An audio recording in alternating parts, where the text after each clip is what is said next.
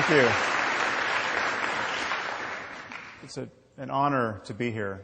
I've never actually even been to Oxford before, let alone spoken here. And needless to say, it's a great honor to be on the stage with my friend and colleague and actually one of my intellectual heroes, Richard Dawkins. So, as many of you know, we have spent the last several years publicly criticizing religion, and I can tell you that what you hear back when you do that are all the reasons why most people think that's a terrible thing to do. And the reasons are not so numerous. It turns out there's not 100 ways or reasons to rise to the defense of God. There really are only 3. Either you argue that a specific religion is true, or you argue religion is useful in general, or you argue that atheism is intolerant or in bad taste or corrosive of something that's important in human life. And it's interesting that people rarely argue for the truth of religion, even fundamentalists. I find fundamentalists almost never come forward with evidence for miracles or the confirmation of biblical prophecy. Some do, but for the most part, that's not even their primary concern. Rather, it's the usefulness of religion, especially as a framework in which to think about morality, that people are willing to advocate for, and the commensurate danger of atheism, that atheism is somehow corrosive of morality. Now, the first thing to notice is that as an argument for belief in God, that is not only a bad argument, that's actually a non sequitur. I mean, religion could be useful, but completely empty of content. It could function like a placebo. And beliefs, really, you can't believe something or shouldn't be able to believe something merely based on its utility. Beliefs are not like clothing. You can't adopt them on the basis of comfort or utility. But people of faith, really to a man, are worried that unless we have a universal moral framework, unless we have a sense that words like good and evil and right and wrong actually mean something, then humanity will lose its way. And I actually share that fear. And I should point out that not all atheists do, but I do. And I want to tell you when this concern was first seared onto my brain. I was at a meeting at the Salk Institute. I believe it might have been one that Richard was at as well. And I gave a talk about morality, and I argued, as I will here tonight, that morality must relate at some level to questions of human and animal well-being. And the moment we admit this, we can see that certain moral codes are in fact worse than others. And I cited as an example the misogyny and sadism of the Taliban as an example of an orientation that was obviously less good than others. And at the end, another invited speaker approached me and said, how could you ever say, from the point of view of science, that forcing women to wear burqas is wrong? And I said, well, because the moment you admit right and wrong has something to do with human well-being, then it's obvious that forcing half the population to live in cloth bags and beating them or killing them when they try to get out is not a good way of maximizing it. And she said, well, that's just your opinion. And I said, okay, well, let's make it easier. Let's say we found a culture that was removing the eyeballs of children, every third child, say. Would you then agree that we'd found a culture that was not perfectly maximizing human well-being? And she said, well, it would depend on why they were doing it. So after my eyebrows returned from the back of my head, I said, okay, let's say they're doing it for religious reasons. Let's say they have a scripture which says every third should walk in darkness or some such nonsense. And she said, well, then you could never say that they were wrong. Now, you should know that I was speaking to a woman who was quite a sophisticated student of philosophy and science. In fact, she has since been appointed to the President's Council on Bioethics in the United States. She's one of 13 people advising President Obama on all of the ethical implications of medicine and progress in related science and technology. And she had just delivered a perfectly lucid lecture on the moral implications of advances in neuroscience, and she was especially concerned that we might be subjecting captured terrorists to fMRI-based lie detection technology. And she thought this would be a truly unconscionable violation of their cognitive liberty. So on the one hand, her moral scruples were really finely calibrated to recoil from the slightest perceived misstep in our war on terror, and yet she was totally detached from the very real suffering of millions of women in Afghanistan at this moment. So I view this double standard as a problem. And strangely, this is the erosion of basic common sense and moral goodness that religious people tend to be worried about. Now, I hope it's obvious to all of you, and will be even more obvious at the end of this hour, that religion isn't the answer to this problem. But it's inconvenient that the people who tend to agree with me about the necessity of a concept of moral truth are, by and large, religious demagogues and not our fellow secularists, and certainly not our atheists. So now, how do we find ourselves in this situation? How is it that religious dogmatists and many scientifically oriented secularists agree about the limits of science? Well, it's thought that there are two quantities in this world. There are facts on the one hand, and there are values on the other. And it's imagined that these two are discrete entities that can't be understood in monistic terms. And it's imagined that science can't say anything about value. Science can't tell us the answers to the most important questions in human life. How should we raise our children? What constitutes a good life? In principle, science can't touch these things. Of course, everyone agrees that science can help us get what we value. And once we agree that we value something, then science is a very useful tool. But it can't tell us what we ought to value. And so it's thought from the point of view of science that when we look at the universe, we just see one event following another. We just see a concatenation of causes. And there's no corner of the universe that announces certain events as good or bad or right or wrong. We make those judgments. But in doing that, we seem to be broadcasting our preferences onto a reality that is intrinsically value-free.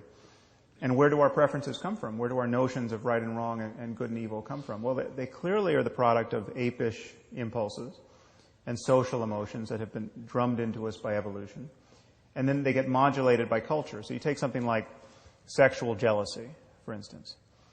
We come from a long line of primate ancestors that were probably quite covetous of one another, despite the fact that everyone was covered with hair.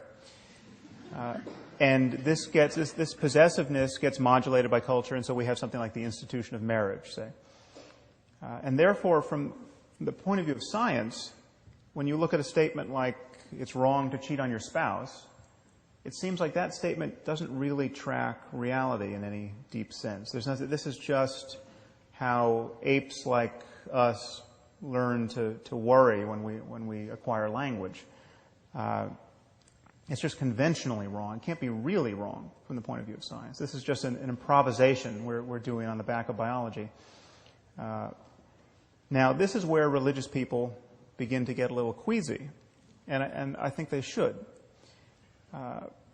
But they see no alternative, by and large, but to insert the God of Abraham into the clockwork as an invisible arbiter of moral truth. So it's wrong to cheat on your spouse because Yahweh deems that it is so, which is rather odd because in other moods Yahweh is fond of genocide and slavery and human sacrifice. Now I'm going to argue that this split between facts and values is an illusion.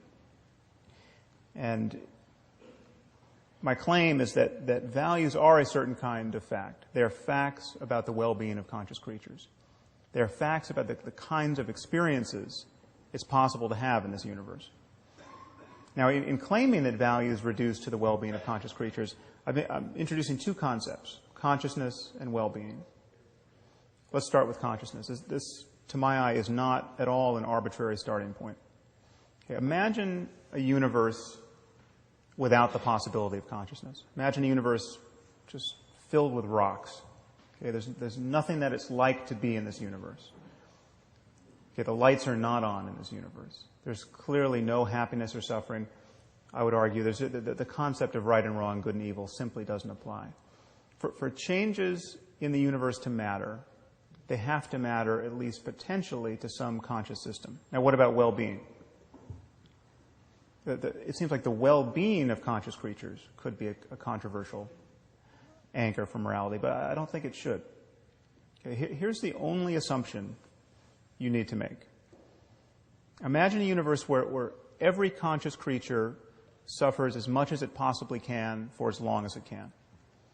I call this the worst possible misery for everyone. The worst possible misery for everyone is bad. If the word bad is going to mean anything, surely it applies to the worst possible misery for everyone.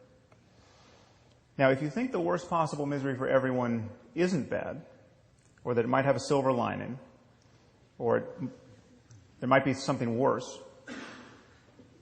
I don't know what you're talking about. And what is more, I'm reasonably sure you don't know what you're talking about either. The moment you admit this, the moment you admit that the worst possible misery for everyone is the worst outcome, okay, then you have to admit that every other possible experience is better than the worst possible misery for everyone. So a continuum opens up. And because the experience of conscious creatures is going to depend in some way on the laws of nature, there are going to be right and wrong ways to move across this continuum. It will be possible to think you're avoiding the worst possible misery for everyone and to be wrong about that and to fail to avoid it. This is, in some sense, a navigation problem. So here is my argument for locating moral truth in the context of science. Questions of right and wrong and good and evil depend upon minds.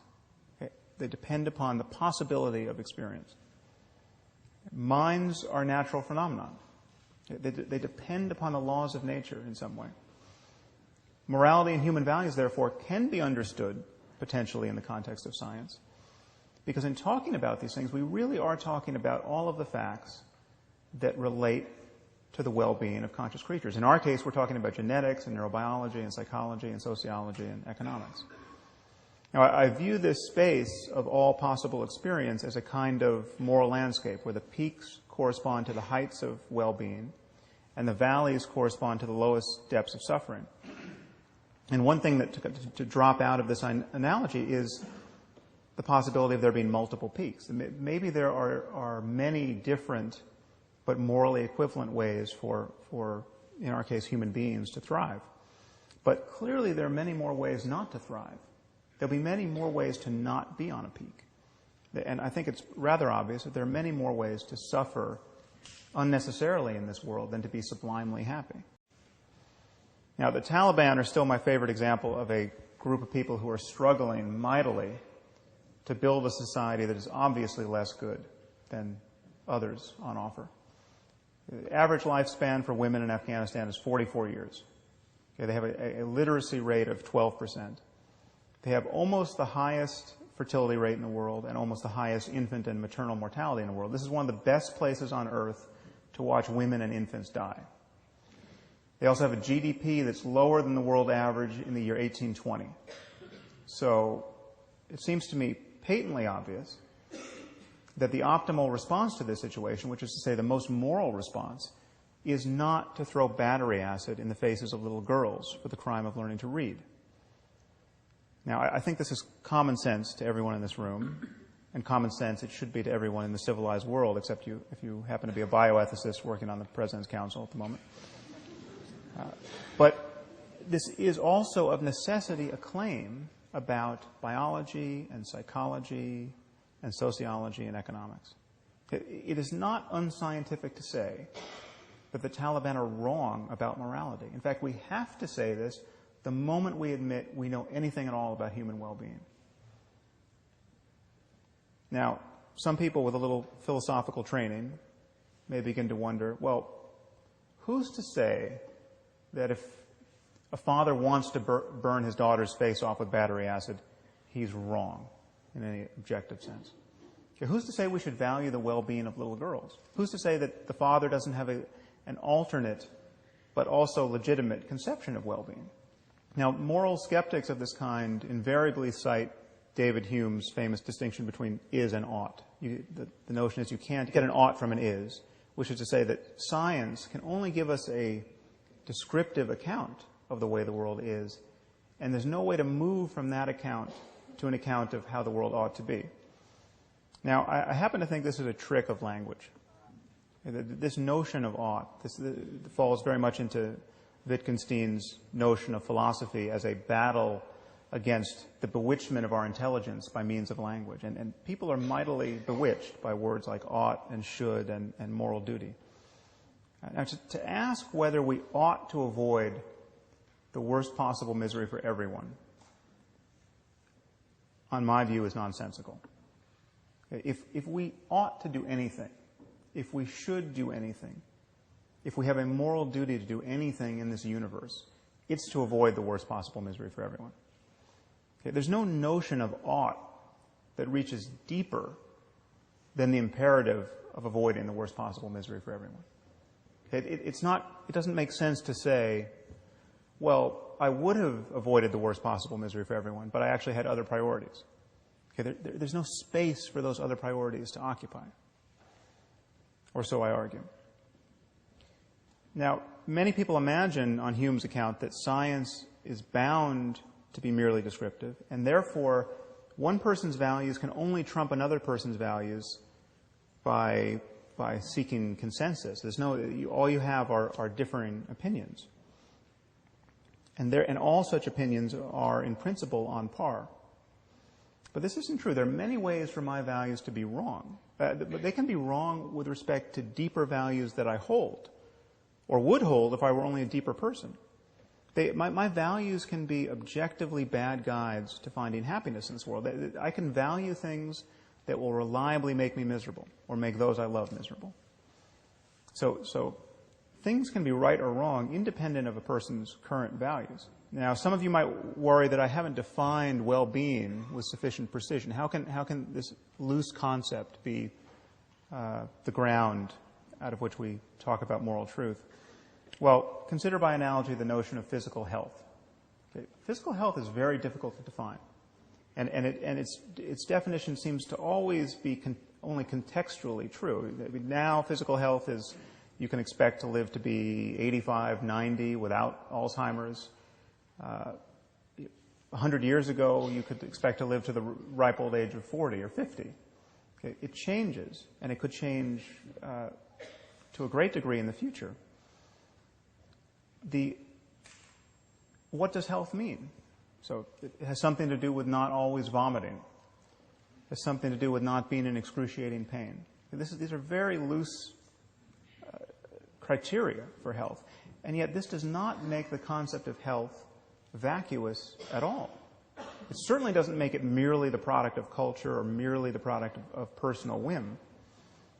And notice that no one ever attacks the philosophical underpinnings of medicine with questions like, well, who are you to say that not always vomiting is healthy? What if you meet someone who wants to vomit?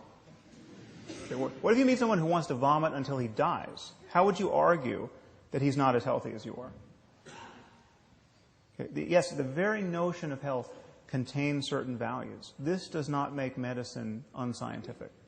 Okay. And I would argue that in talking about morality, we are actually talking about psychological health and the health of societies. The truth of this fact-value issue actually reaches deeper than that, because science has always been in the values business.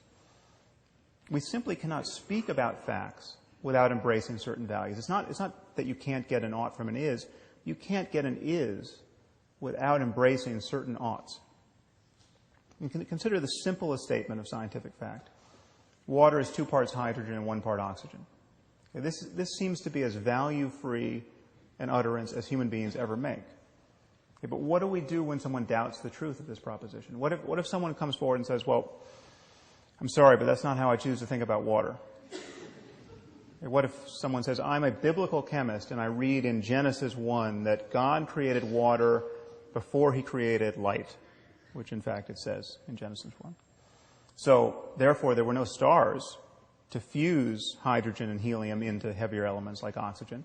So there would have been no oxygen to put in the water. So God either there's no oxygen in water or God made special oxygen. And I don't believe he'd do that because that would be biblically inelegant. What could we possibly do with such a person? Okay. All we can do is appeal to scientific values. Okay. And if a person doesn't share those values, the conversation is over. Okay. We must appeal to the value of understanding the world, the value of evidence, in this case, some hundreds of years of evidence in chemistry, the value of logical consistency. Much of what we believe about the world is predicated on the validity of our beliefs about the structure of water. If someone doesn't value evidence, what evidence are you going to provide that proves they should value it? If someone doesn't value logic, what logical argument could you invoke to prove that they should value logic? And I think the split between facts and values should just look bizarre on its face. Because what are we really saying when we say that science can't be applied to the most important questions in human life? We're saying that when we really relinquish our biases, when we make every effort to get behind our wishful thinking and self-deception, when we rely most clearly on honest observation and sound reasoning, when intellectual honesty is at its peak, well then that has no application whatsoever to the most important questions in human life. That's precisely the mood you cannot be in to answer the most important questions in human life. So I'd argue to you that thinking of moral truth in the context of science, and indeed a science of morality, should only pose a problem for you if you think a science of morality must be absolutely self-justifying in a way that no branch of science can be. Okay, a science of morality based on a concern for well-being would be on the same footing as a science of medicine based on a concern for health, or indeed any other science that has to assume certain axiomatic assumptions. There are many questions you could ask that are actually good questions. One would be, how would this work in practice? I mean, we often have values, genuine values, that can be in competition with one another. There can be trade-offs between values. How do we balance one person's well-being against the well-being of the group? How do we evaluate the consequences of our actions when the consequences seem to go on forever? So you take, for instance, this recent tragedy in Japan. Is this a good thing or a bad thing?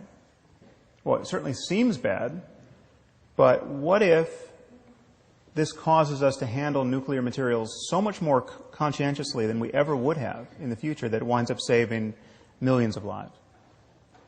Okay, these are all good questions, but I would argue these are not a retort to the argument I've given you. Okay, it could be difficult or impossible to answer some of these questions, but in every area of science, in every area where we acknowledge that truth claims are valid, there are an infinite number of questions that are indeed difficult or impossible to answer. This does not nullify truth claims. I mean, this is my favorite example of the moment is how many birds are in flight over the surface of the earth. Okay, we don't know, we can't know, we will never know, and in fact it just changed. Okay, there's no scientific effort that could deliver those data. And yet we know there's a simple answer. It's just an integer. This could well be true of certain questions about morality. This would not nullify the reality of moral truth. So in closing, I just want to remind you of why religion can't be the answer to the question of moral truth. Well, first, there's just the simple fact that all of our scriptures were written by people who, by virtue of their placement in history, had less access to scientific knowledge and what is now basic common sense than any person in this room. In fact, there's not a person in this room who has ever met a person whose worldview is as narrow as the worldview of Abraham or Moses or Jesus or Muhammad. These people knew nothing, next to nothing, that is now of the facts that are now relevant to us. in the 21st century. They knew nothing about the origins of life, the relationship between mind and brain. They didn't know that mental illness was even a category of human suffering. They knew nothing about DNA or viruses or computation or electricity. None of this is in Scripture. Okay, they had no idea why people got sick and died. I mean, unless you saw someone stabbed with a spear, you had no idea why they died. And in moral terms, with a few notable exceptions, most of these people were no wiser than your average Afghan warlord today. Okay, the most had absolutely no notion that slavery was problematic, that there was something morally unsavory about owning people and treating them like farm equipment. Okay, Jesus and his apostles couldn't see that slavery was worth condemning. In closing, I just want to suggest to you that just as we don't have Christian physics, though the Christians invented physics, and we don't have Muslim algebra, though the Muslims invented algebra, we at some point will not have Christian and Muslim morality. Okay, the truth has to float free of these provincial ideas. What remains for us to discover are all the facts that relate to genuine questions of human well-being. And the goal, clearly, is to build a global civilization based on shared values. Now, it seems to me the only tool we need to do that is honest and open inquiry. And if faith is ever right about anything in this space, it's just right by accident. Thank you very much.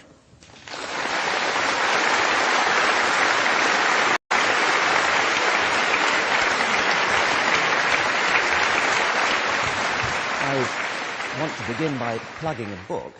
Those of you who've read Sam's previous books, The End of Faith and Letter to a Christian Nation, will know how beautifully he writes. And I just want to begin by illustrating it from the new book. I just want to read a couple of paragraphs. Oh, sure. The current head of the NIH, that's Francis Collins, recommends that's the National Institutes of Health in America, recommends that we believe the following propositions. 1.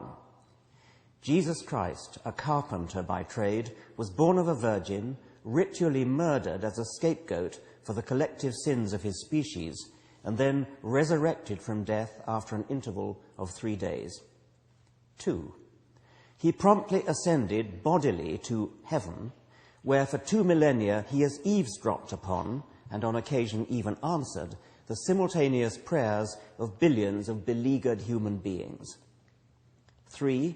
Not content to maintain this numinous arrangement indefinitely, this invisible carpenter will one day return to earth to judge humanity for its sexual indiscretions and skeptical doubts, at which time he will grant immortality to anyone who has had the good fortune to be convinced on mother's knee that this baffling litany of miracles is the most important series of truths ever revealed about the cosmos. 4.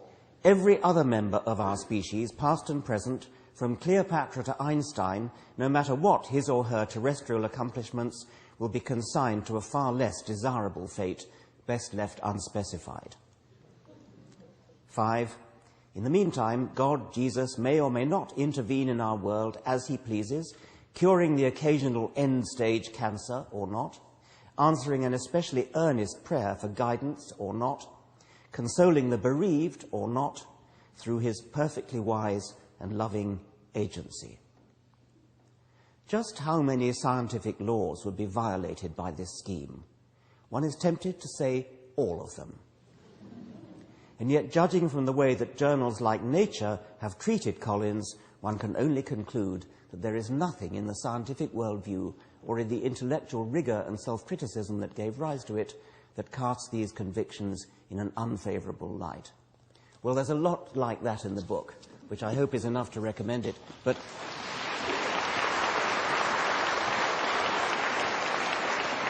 Sam, you began by talking about utility of belief, and people who say that religion is useful, has a utility, because it somehow gives us a moral compass.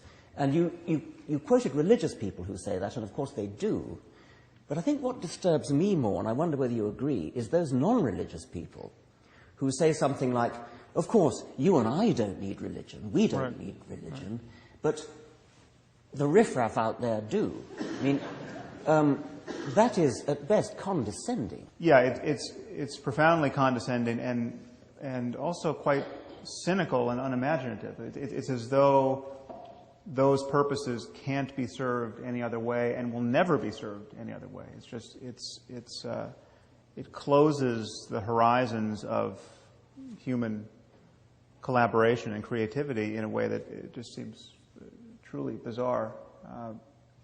So yeah, it's not a well thought out position on the part of our fellow secularists.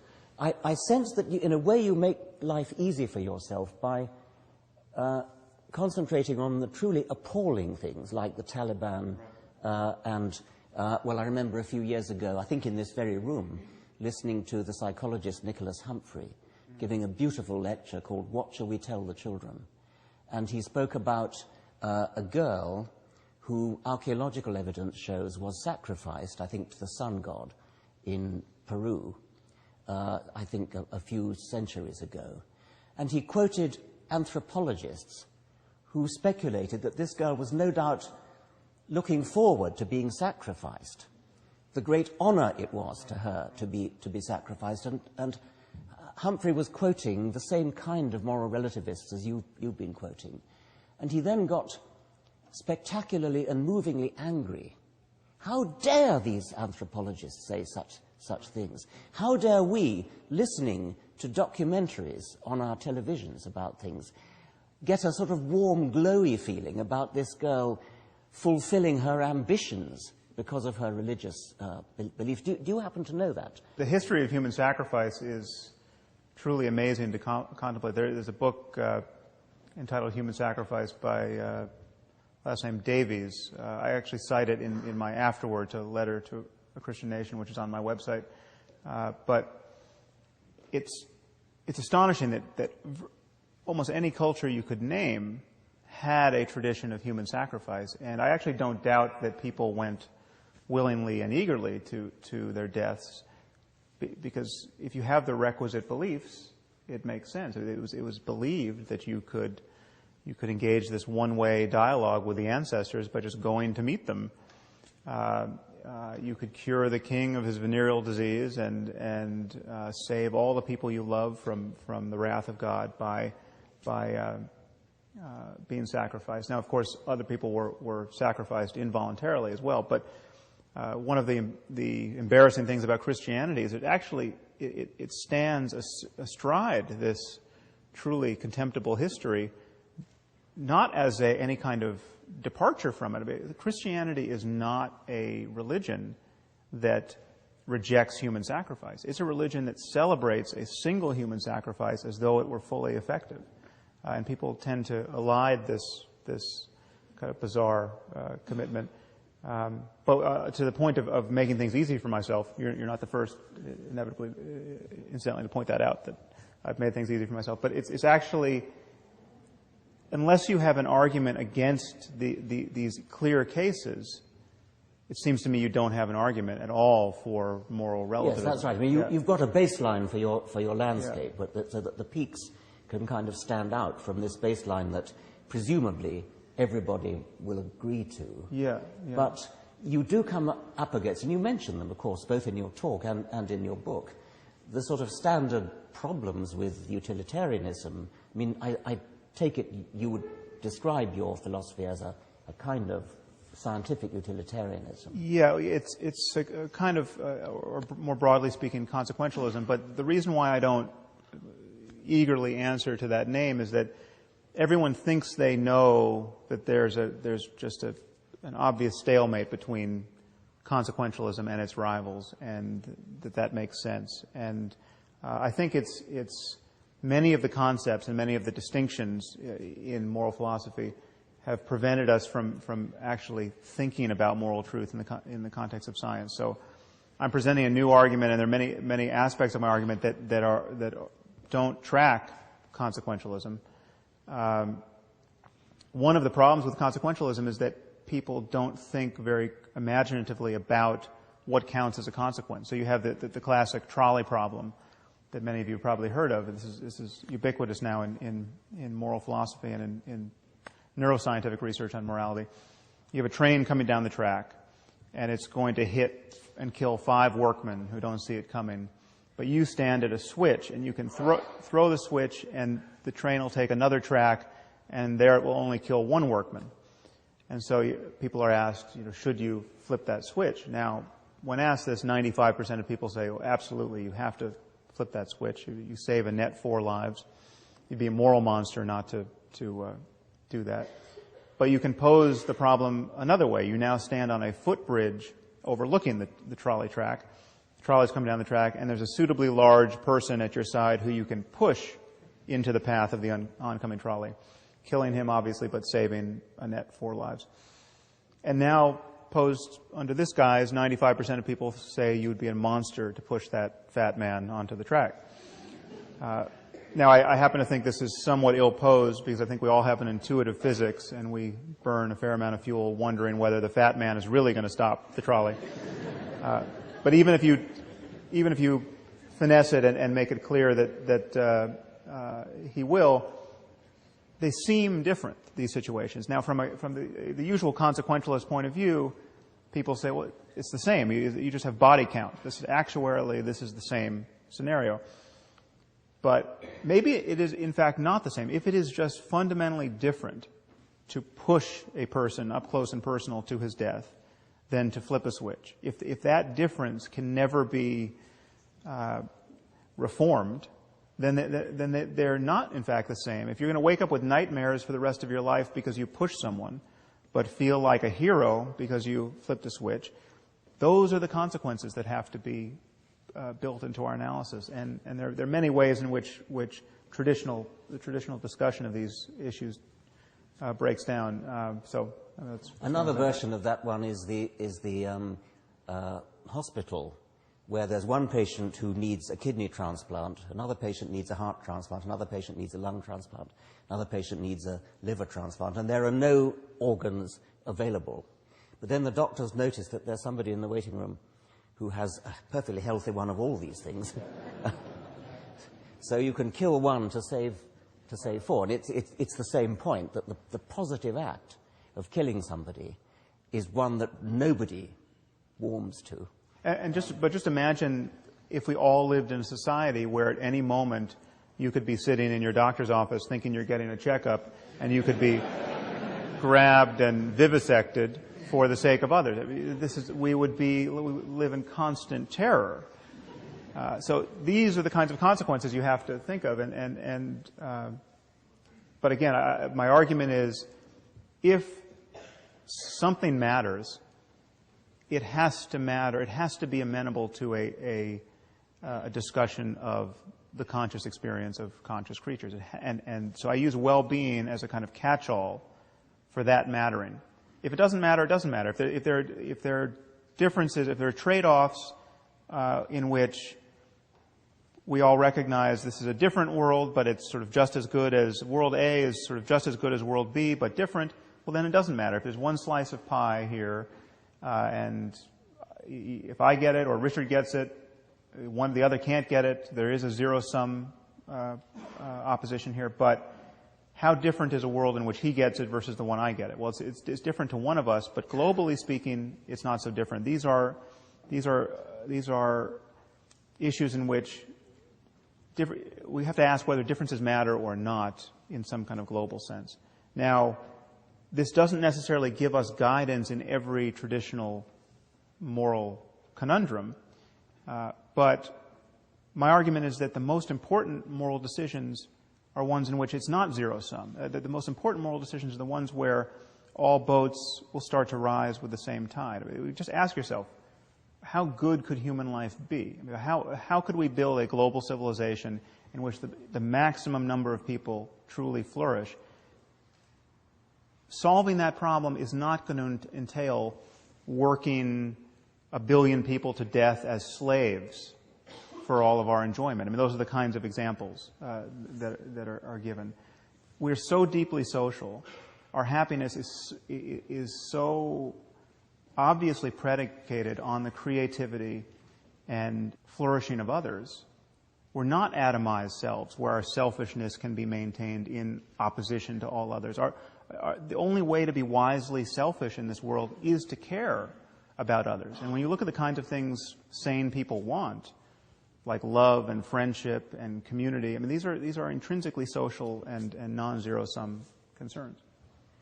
Another objection that you must meet all the time, I'm guessing, is the Brave New World objection. I mean, what if you could spray the whole world with a happiness drug, which made us feel good all the time and never uneasy, never unhappy?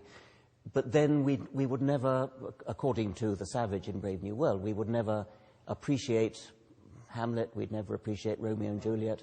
Some people would say that we would lose an enormous amount, while nevertheless suffering would increase by possibly your criteria. Yeah, well, I think this is the question of how much we want our conscious states and emotional life to actually track the reality of our circumstance in the world. And I think we certainly want it to track reality rather closely. Now, the question is whether we want it to perfectly track. That seems to be, I think, open to debate. But clearly, if everyone's taking the happiness drug, this is, in some basic sense, materially unsustainable. I mean, if you're just knocked out on the couch in bliss, and your children are starving, or you have no career anymore, there are obvious consequences to. Well, you slanted that again. I mean, it wouldn't have to be like that. Well, no. But so the question is, it has to track to some degree. You have, and so then you kind of dial it back from the oblivion of the perfect drug, and you ask yourself, well, just how happy do you want to be able to be? So let's say we develop a pill that is the perfect antidote to grief. So somebody dies and you are inconsolable. Let's say your child dies. When do you want to take that pill? I mean, do you want to take that pill? What would it mean to take the pill the moment your child dies? Okay, so you know that your daughter has drowned in the bathtub. You come upon the scene, your life is ruined, but then you realize you've got some of these pills in the drawer. So you pop the pill and you don't care. Now, that in some sense is conceivable that that's possible. I mean, that actually could be coming, that kind of development. The question is, what are you forsaking? I mean, what does it mean to love someone and to be completely inured to their death in the very moment of their death? I mean, so much of what we value in our lives is an actual sensitivity to reality. Now, would you never want to take that pill? I don't know. It's possible that somebody could just not be grieving so terribly after the death of someone close to them that you would want to take a little bit of the pill. I mean, you would want to take an antidepressant, as we do now. That seems to me to be perfectly sane. But there's this gray area where the question gets interesting, and perhaps we'll never feel that we have a clear-cut right answer. But it's clearly not the pill that leaves you just immune to any changes in the world that are actually relevant to your relationships with those you care about and your understanding of what's going on in the universe. You're facing the classic problems that moral philosophers have faced for a long time, and you're well aware of them, and you've discussed some of them today, some of them in the book. There's the trolley problem, the problem of how you value human happiness against that of other species, which is in your book, but which you haven't referred to tonight. That's another difficult problem. Problems of sacrificing some people for the happiness of others. All these are difficult problems which have faced moral philosophers for a very long time. But you appear to be bringing to those problems a new thought, which is that science, as opposed to just philosophic thinking, reasoning, could help. Now, moral philosophy is the application of scientific logical reasoning to moral problems. But you are actually, again, you didn't mention it so much in your talk, but in the book, bringing your neurobiological expertise to bear, which is a sort of a new way of doing it. Can you tell me a bit about that? Because I'm not quite clear how doing neurophysiology kind of adds to our insight into these moral problems. Well, I actually think that the frontier between science and philosophy actually doesn't exist. I think when we don't have, when a question is not operationalized, when we don't have an experiment we can perform, when we don't know how to get data, then we tend to be talking the talk of philosophy. But the moment, philosophy is kind of the womb of the sciences, and in fact it was physics at one point was called natural philosophy. The moment something becomes experimentally tractable, then these sciences bud off from philosophy. And I think every science has philosophy built into it. So there is no partition in my mind.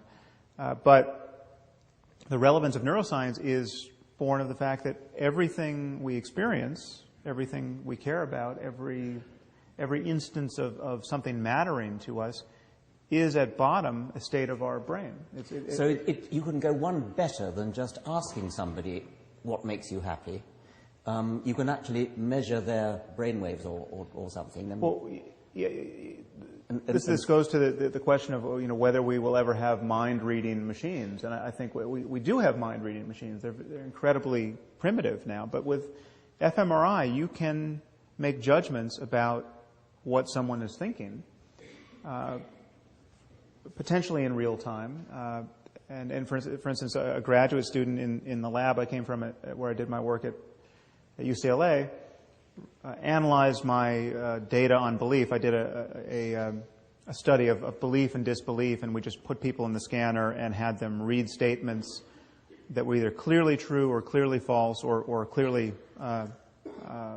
uncertain, and we just looked for the difference in the brain between truth and falsity, and we compared them to uncertainty as well.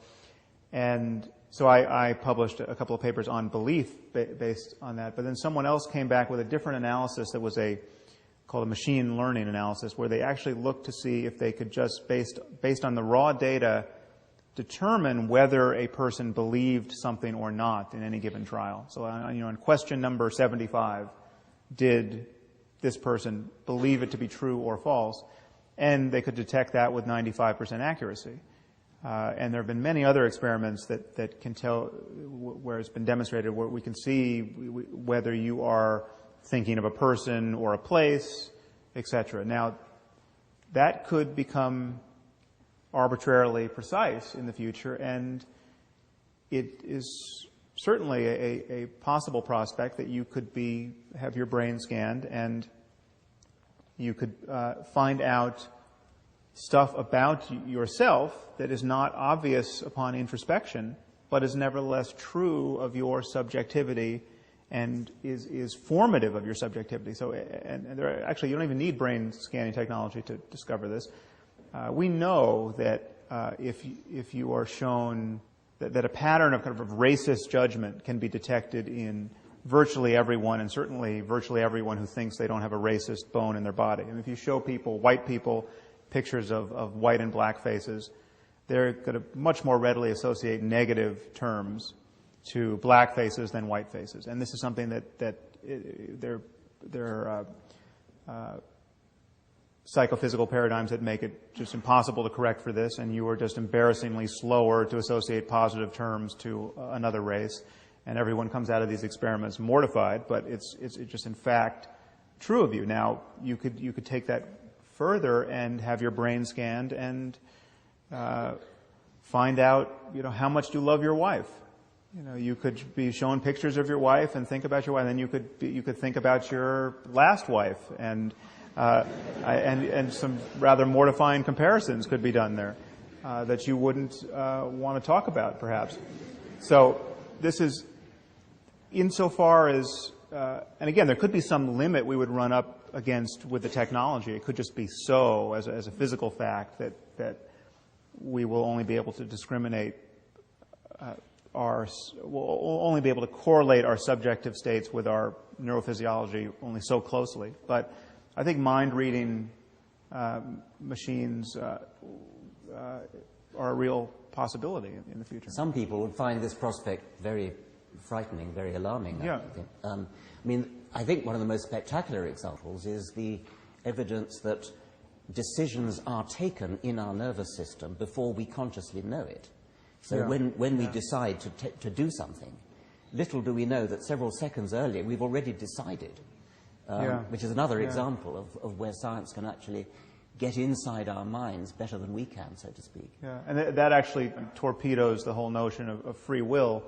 I think you actually don't need a notion of free will in order to have a notion of moral truth. And this is something that is very counterintuitive to people. But we know free will is a non-starter philosophically and scientifically. Now, many people struggle not to admit this, but however our mental life is caused, it is caused either by prior causes or by some randomness intruding, but whether it's purely deterministic or there's determinate causes combined with some randomness, neither offer a space for free will to operate. I mean, just imagine if all of your experience were caused by someone at a computer just determining what you feel and do and say and want. That's clearly not a circumstance of free will.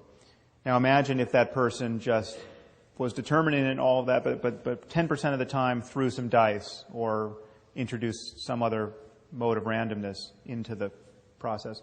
That doesn't open up a space for free will. And we know, just as a matter of scientific fact, that everything you're consciously intending to do and wanting to do and judging to be good or bad is preceded by neural events of which you're not conscious. And of which you are not the author. We walk through life feeling that we're the conscious author of our thoughts, but you can't think a thought before you think it. So here's an experiment in free will. Think of a famous person. So do you have a famous person in mind? Well, why didn't you think of another famous person? I mean, you can't account for, if you thought of Ricky Gervais, you can't account for why you didn't think of Eddie Izzard. And that goes for every other move you might make that's starkly voluntary. Things simply spring into consciousness. Now, the reason why this is not morally important is what we condemn in other people is not the fact that they really are the ground cause of their actions. What we condemn are intentions to do harm. And intentions are still part of the causal framework. I mean, I only reach for this water because I intend to reach for it. I want to drink it. It's not like I can just sit back and wait and see what happens. And the only way to get to the water is to intend to drink it. And so what we condemn in an evil murderer is not the fact that he truly and really and metaphysically is the source of his action. I mean, all these evil murderers have either bad genes or bad parents or bad lives or bad ideas or some combination thereof, and they're not the author of any of those things. But we still need to lock them up. When you go to death row and you interview the sociopath and you ask him, what are you going to do when you get out? And he says, I'm just going to keep raping and killing people. That should make it pretty clear that you want to keep him in there. But we would keep earthquakes and hurricanes in prison if we could. And we would never think they're evil earthquakes or evil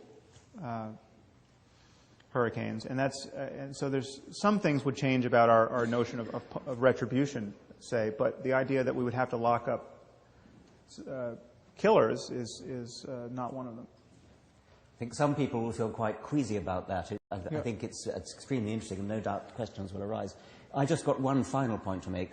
I get a much less queasy, but a little bit queasy about completely junking the is-ought distinction in the following sense. People think that because I wrote a book called The Selfish Gene, I'm advocating selfishness. And so my stock reply to that is, of course, the is-ought distinction. And I presume you would subscribe to that in the sense that We do not wish to say that because something is, quote, natural, that because something is out there in nature, that therefore that makes it good. And obviously you're not advocating that, but that is sometimes what people mean by the is-ought distinction. You're meaning something much more subtle. But I just want to throw that in, that I wouldn't wish to throw the is-ought distinction out in that sense. Well, the idea that natural could somehow equate to good. Natural equate to good, so we all ought to go around with no clothes on, that kind of thing. Right. Obviously, there are many propensities we have that we've evolved to have, which we are busily trying to get rid of or overcome, and we're wise to. And that's at some point in the book I delineate 3 different projects, which I don't think we should confuse. The first project is to understand how we came to be the way we are, and this is very much your project of just evolutionary science. We have to have an account of how we came to be primates who have morally salient emotions like disgust, say. And that's a story for evolutionary biology and psychology.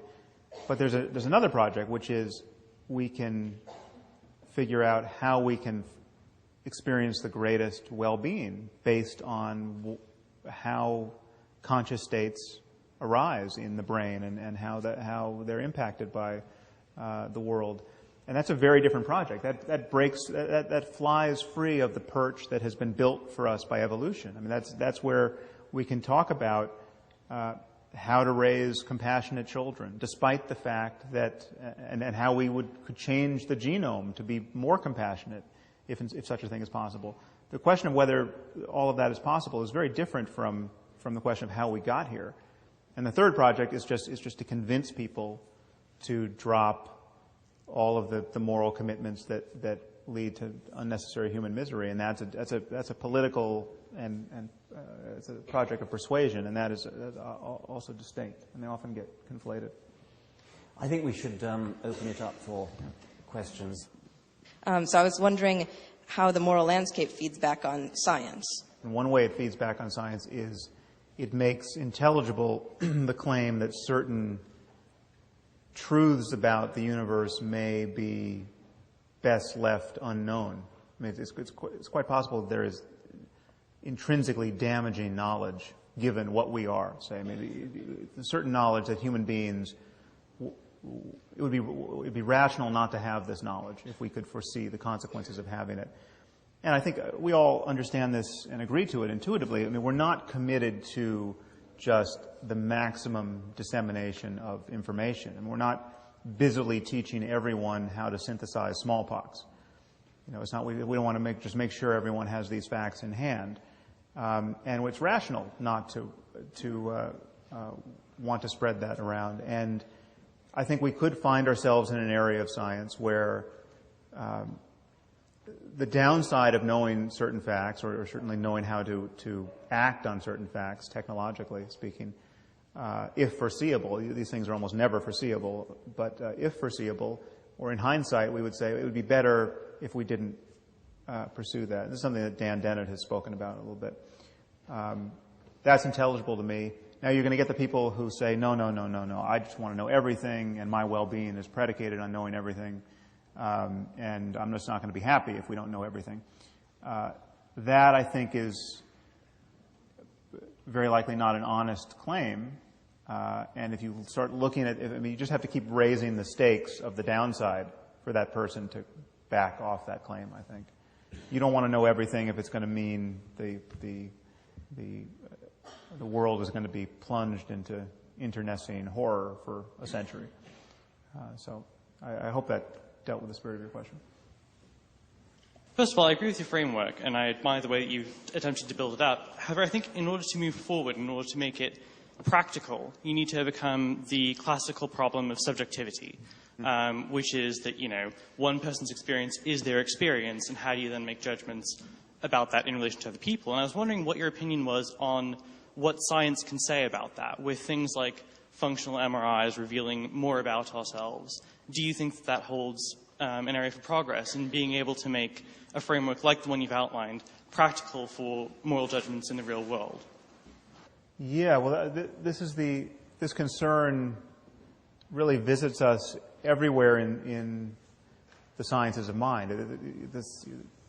How is it that you can study human subjectivity and make objective claims about first-person facts? There's a lot of confusion around this issue of subjectivity versus objectivity, and because we use these words in two distinct ways, in an epistemological way, which describes how we think of reason about the world, and in an ontological way in terms of what there just is to be reasoned about. And clearly we can reason and speak and think objectively about subjective facts. And we do this all the time in psychology and neuroscience. And we can talk about depression.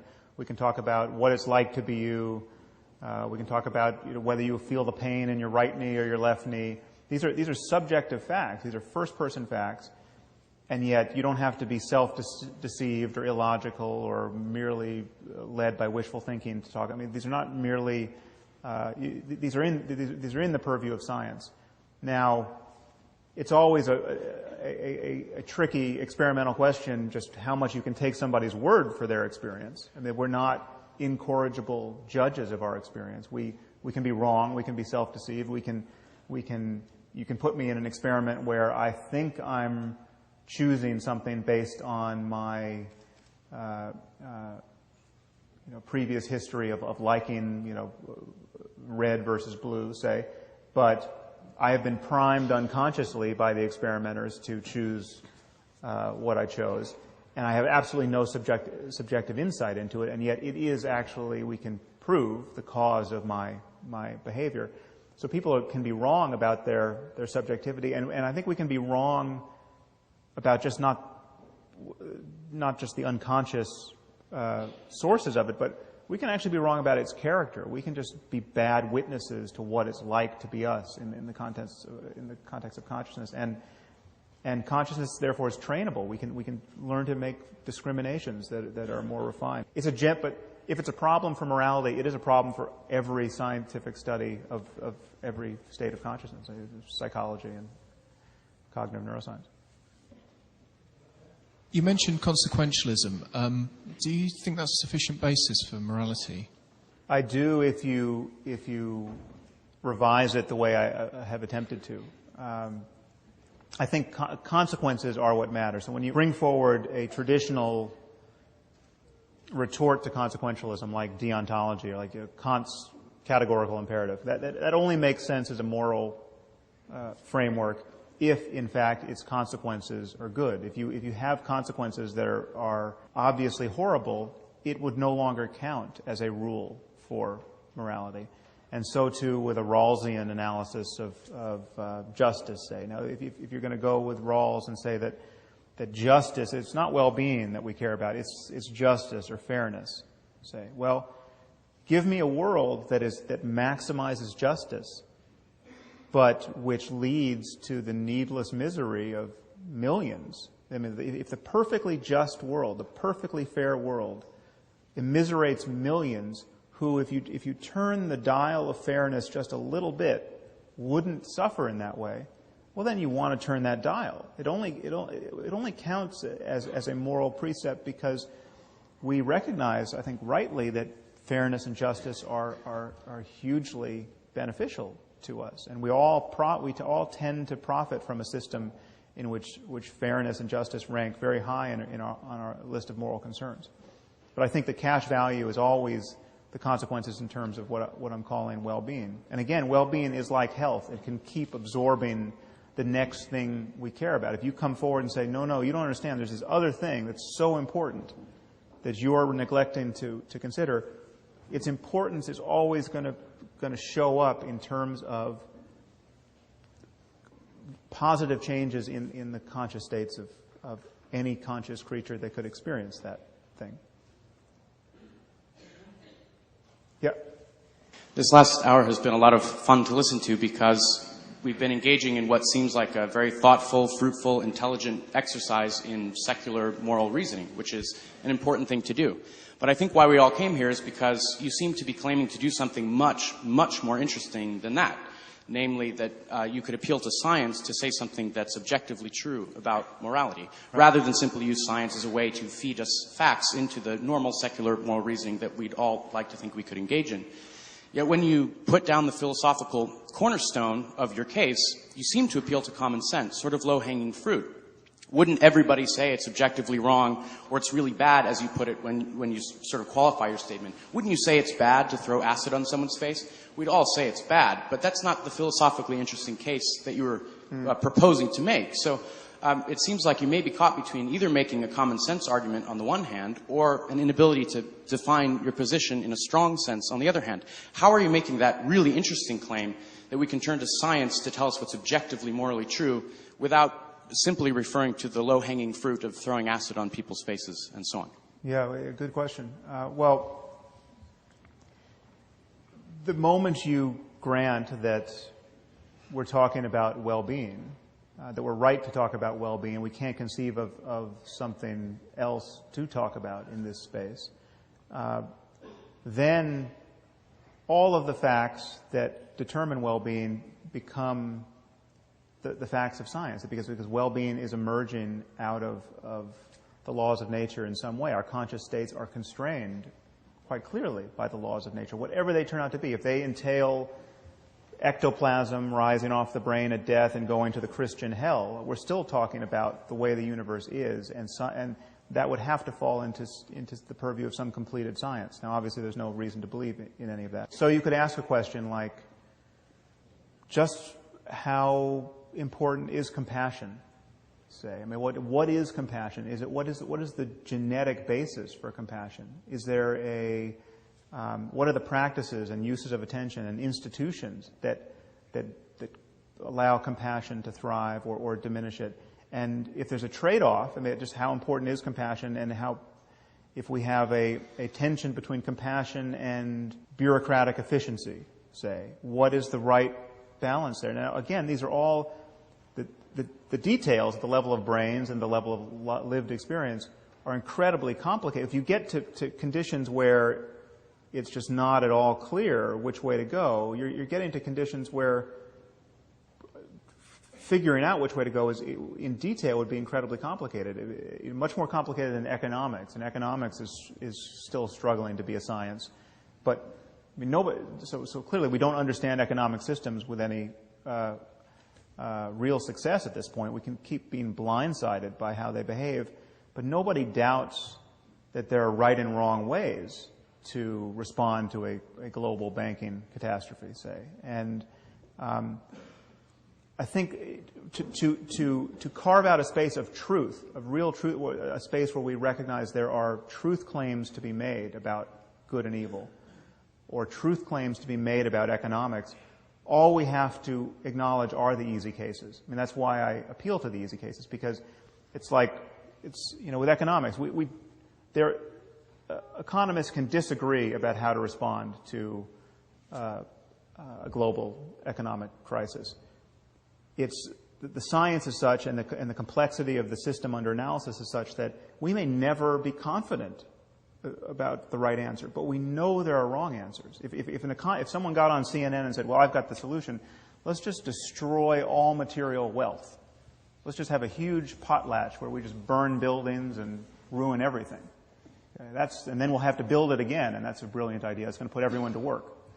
Okay, that's pretty clearly the wrong answer. Now, so we know there are right and wrong answers. We know there are ways to fail where your beliefs can be erroneous, and that's I'm arguing this, if it's true for something like economics, it's also true for morality. If we assume that religion is the only source of morality, and as a solution to that, and we agree there's problems with that, and as a solution to that, if we offer science as the counter source of truth, are we not sort of just advocating, supplementing one canon of truth at one level by another?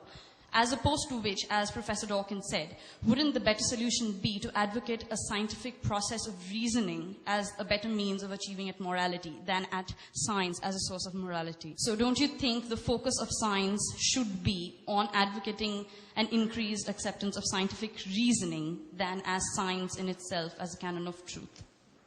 Yeah, I don't think you can keep those two apart, though. I mean, when we're advocating scientific reasoning, when we're advocating having your convictions scale with evidence and cogent arguments, then we are of necessity attacking religion, or so people like Richard and myself argue. I mean, there is a zero-sum conflict between believing things for good reasons and believing things for bad reasons.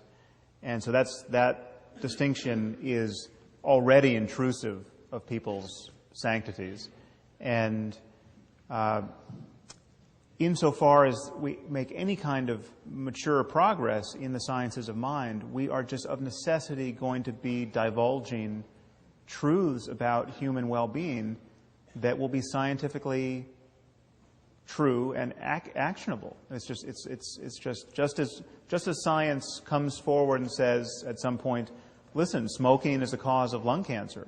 You know, you shouldn't do it. If you care about avoiding lung cancer, don't smoke. That's not an Orwellian, intrusive guys in white lab coats, the morality police grabbing you. That is just information which is now actionable. And there are conditions where it becomes coercive. I mean, if you let your children smoke, if you're giving cigarettes to a 3-year-old, you are a bad parent, and the state has an interest in preventing you from doing that to your child. And there could be analogous discoveries in just how we can thrive in a moral domain. I mean, in the United States, 20 of the 50 states have made it legal, or it's still legal, it's long been legal, to beat children in their schools with a significant wooden paddle. I mean, not just a rap on the knuckles, but actually, a strange man comes up and beats your child with a wooden board. This is legal, and hundreds of thousands of children every year are beaten, sometimes bloody, by their teachers, not with the consent of their parents. I mean, and this needless to say, is all anchored to religion and proverbs, not to spare the rod on the child. And from the point of view of psychological science, this is not good. This is not good for children. And we may not know that now at the level of data in a way that's utterly compelling, or it can be made utterly compelling. But if we know anything, if we discover anything at all about how children can develop healthily in a cognitive and emotional sense, at some point it's going to be like smoking causes lung cancer, and that will be, by definition, intrusive into people's. It won't be just a matter of reasoning. It'll be a matter of science saying what is good for us. I once saw a film of a child, I think in the New Guinea highlands, that was at the mother's breast. It had a cigarette in its hand, taking alternate drags at the breast and at the cigarette. Right. Yeah. I would like to ask a question of clarification between the relationship between philosophy and science. Reading your book, it's clear that you haven't committed what many critics have said is you've committed Hume's fallacy, the naturalistic fallacy. But given what you've said tonight, there's some ambiguity and possible inconsistency in what you're saying. One statement you said that all sciences have philosophical presuppositions, and in a later statement you said that there really wasn't a distinction between philosophy and science. I think those are the same statement. I mean, that's at least to my ear, they're the same statement. But the foundational principle of what you're saying, and I do agree with you, of ethics as well-being, you get that from philosophical argument. You get that from reason and reflection and deliberation. You do not get that from observation or experiment. But if you were to get that from observation and experiment, then you would be committing Hume's fallacy. You would be deriving it not from an is. Philosophy is intrinsically normative. Could you just sort of clarify the relationship between science and philosophy? Well, it's a claim about truth. It's a claim about what exists, whether or not we know it. Now, that is the frame in which we do all science and all philosophy. And it only becomes science when you can describe the experiment that you would do. This isn't actually even entirely true, because there's a lot of physics that seems to go on in the absence of a conceivable experiment for quite some time. But physics gives us a picture of the world. Say, this is, the many worlds thesis of, there are multiple universes, say, that could have copies of ourselves living out different lives. Say, that's a physical claim based on some data, but we don't have an experiment that's going to resolve that now or perhaps ever. And yet it's a picture of reality that has scientific bona fides. It's a description of what exceeds our immediate purview. I'm saying the same can be said about the possibilities of experience. The same, it's just there are conscious experiences available based on what consciousness is and the laws of nature. And this captures everything we can conceivably mean by right and wrong and good and evil, as witnessed by the fact that if you imagine the worst possible suffering for everyone, that is clearly the ground out of which all, against which all negative moral judgments can be measured. And so I just don't see the split. I think we've learned to split science and philosophy. We've learned to split facts and values in our language, and I think we're being misled by language. I think we have this space of truth claims, possible truth claims, about which we form beliefs, and our beliefs can be justified to a better or worse degree. I just apologize that we haven't had time to have more, but thank you very much. I'm sure we'd all like to thank Sam. Thank you very much.